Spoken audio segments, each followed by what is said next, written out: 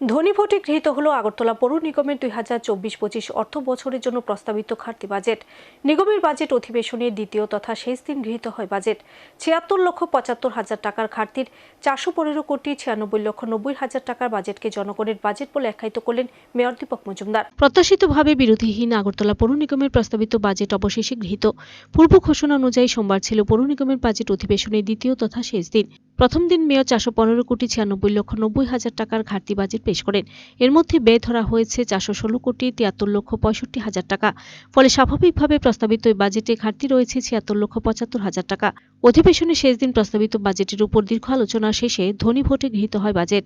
বাজেটে সবচেয়ে বেশি গুরুত্ব দেওয়া হয়েছে পানীয় জল এবং বর্ষার সময় জল নিষ্কাশনী ব্যবস্থার জন্য নতুন পাম্প মেশিনের উপর। এছাড়াও গুরুত্ব দেওয়া হয়েছে ড্রেন, রাস্তাঘাট সহ অন্যান্য পরিকাঠামোর উপর। গৃহীত বাজেটকে জনগণের বাজেট বলে আখ্যায়িত করলেন মেয়র দীপক মজুমদার। কর্পোরেটরদের আলোচনাক্রমে অধিবেশনে বাজেট গৃহীত হবার পর সংবাদ মাধ্যমের প্রতিনিধিদের মুখোমুখি হয়ে মেয়র জানান, আগরতলা শহরকে নতুনভাবে সাজিয়ে তোলার জন্য কাজ করে চলেছে বর্তমান পৌর নিগম। ইতিমধ্যে অনেক কাজ সম্পূর্ণ হয়েছে। শহরের মধ্যে অন্যতম সমস্যা হলো পানীয় জলের। তাই বাজেটে এর উপর গুরুত্ব দেওয়া হয়েছে।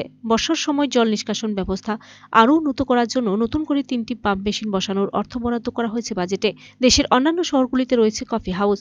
তাই সেই শহরগুলির সাথে পাল্লা দিয়ে আগরতলা শিশু উদ্যানেও গড়ে উঠছে কফি হাউস। এর কাজও প্রায় শেষের পথে।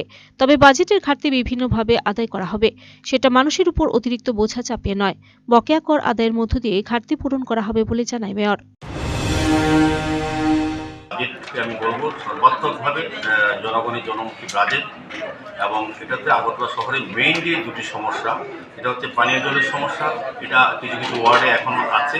সেটা আগামী 7 থেকে 9 মাসের মধ্যে আমরা চেষ্টা করবো এটা দূর করতে। কারণ আমাদের 47টি নতুন মডার্ন আইআইপি আমরা হচ্ছে ডিডাব্লিউএস, জল বোর্ড এবং আগরতলা পৌর নিগম দিয়ে 24টি অলরেডি কমপ্লিট হয়ে গেছে, বাকি কাজগুলি চলছে।